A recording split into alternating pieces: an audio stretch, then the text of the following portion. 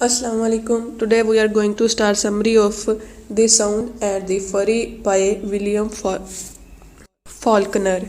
इस नावल में William Faulkner एक आला ख़ानदान की स्टोरी बयान करता है कि कैसे वो शिकस्त की तरफ अब जा रही है। इस ख़ानदान में, इस फैमिली में बहुत सी काबिल ज़िक्र पर्सनैलिटीज़ पैदा हुई पास्ट में, लेकिन अब ये ख़ानदान अपनी तमाम तर आला रवायात को छोड़कर डिक्लाइन की तरफ जा रहा है, बल्कि उससे महरूम ही हो चुका है। इस फैमिली का हेड मिस्टर कॉम्सन अक्सर शराब के नशे में धुत रहता है। इसे अपने बच्चों की तरबियत का कोई ख्याल नहीं। इसके नज़दीक गैरत, इज़्ज़त और वक्त की अहमियत सब लामानी बातें हैं, इनकी कोई अहमियत नहीं। और यही हाल इसकी बीवी मिसेस कॉम्सन का भी है। वो मिसेस कॉम्सन अपनी ही दुनिया में बगर रखती है और घर का तमाम काम इसने अपनी मुलाजमा दिलसे पर छोड़ रखा है। मिस्टर एंड मिसेस कॉम्सन के 4 बच्चे हैं। सबसे बड़ा क्वेंटाइन है, जो एक इंतहाई हसास लड़का है और कई नफ्सियाती मर्ज का शिकार है। फिर दूसरे नंबर पर इसकी बहन कैडी है, जो कि अगरचा ज़िद्दी तो है, लेकिन वो मोहब्बत करने वाली और एक शरीफ सा रवैया रखती है। तीसरा भाई जेसन है, जो एक इंतहाई घटिया किस्म का इंसान है, जबकि सबसे छोटा बेटा बेंजे है, जो कि जहनी तौर पर मजूर लड़का है और बोल नहीं सकता, वो डम है। मिस्टर एंड मिसेस कॉम्सन की तरह इनके बच्चे भी ख़ानदान की तबाही में बराबर के शरीक हैं। मिसाल के तौर पर इसी तबाही की, इसी बेलगाम आज़ादी जो उन्होंने अपने बच्चों को दी है, उनकी वजह से कैडी छोटी उम्र में ही गलत तरीक़ों पर, गलत रास्तों पर चल पड़ती है और उसके कई लड़कों से अफेयर्स चलते हैं, जिसका नतीजा ये निकलता है कि वो प्रेग्नेंट हो जाती है। लेकिन उसे ये भी नहीं पता होता कि ये किस मर्ज से अफेयर्स का नतीजा है। शायद ये एक लड़के डाल्टन एम्स से अफेयर का नतीजा हो सकता है। कैडी के प्रेग्नेंट होने से जो बड़े बेटे क्वेंटाइन को बहुत ज़्यादा जज्बाती तौर पर धचका लगता है और वो इसका इल्ज़ाम अपने सर लेने की कोशिश करता है और अपने फादर को बताता है कि इसने अपनी बहन से ये इलेजिटिमेट अफेयर्स कायम कर लिए थे, जिसकी बिना पर कैडी प्रेग्नेंट हुई। लेकिन इनका फादर इसकी स्टोरी पर ध्यान ही नहीं देता और इसे वहाँ से चले जाने का हुक्म देता है।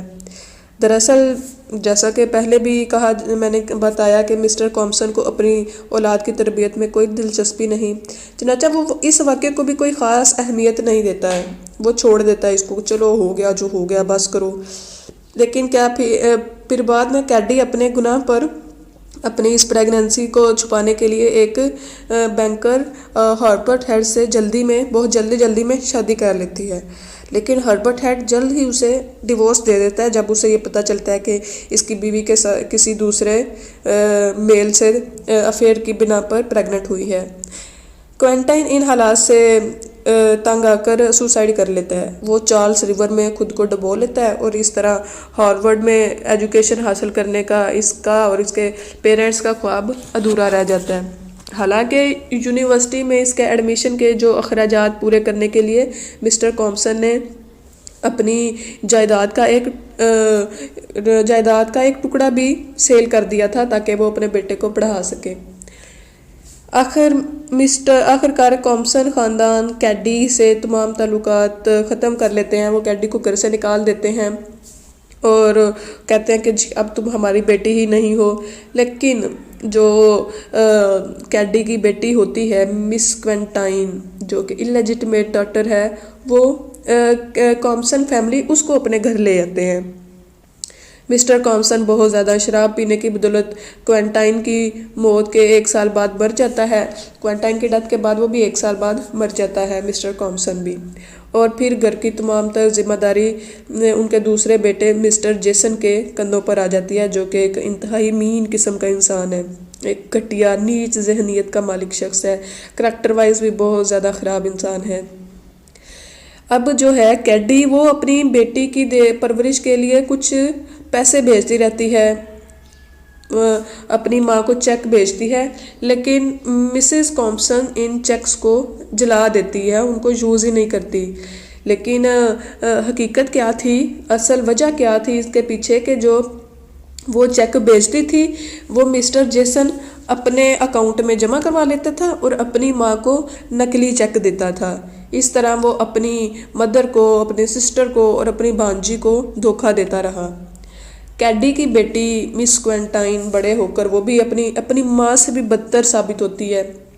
उसकी भी कोई अच्छा कोई करैक्टर नहीं होता। वो भी अपनी उन्हीं राहों पे चलती है जिन पर उसकी माँ चलती थी।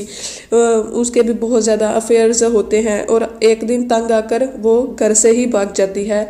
लेकिन जाते हुए वो जैसन के कमरे से अच्छी खासी रकम चुरा कर ले जाती है। फिर कॉम्सन फैमिली का सबसे छोटा बेटा बेंजे एक जहनी मजबूर शख्स है। बज़ाहिर अपने ख़ानदान की तबाही में इसका कोई हाथ नज़र नहीं आता, लेकिन सिंबॉलिकली वो भी अपने ख़ानदान की इस तबाही को जाहिर करता है। ताहम नावल के एंड पर फाल्कन्स हमें एक रोशनी की किरण, एक होप दिखाई देता है। वो भी इसी के करैक्टर में, बेंजे के करैक्टर में। जब बेंजे अपने वो तब दिखाई देता है जब बेंजे अपनी घरेलू मुलाजमा डिल्से के साथ चर्च में जाता है और वहाँ इबादत करता दिखाया जाता है। इससे जाहिर होता है कि फाल्कन्स फ्यूचर से मुकम्मल तौर पर मायूस नहीं है और अभी भी उन्हें एक अच्छे मुस्तकबिल की, अच्छे फ्यूचर की उम्मीद है। ये तो थी इसकी स्टोरी। इजाज़त दें, अल्लाह हाफिज़।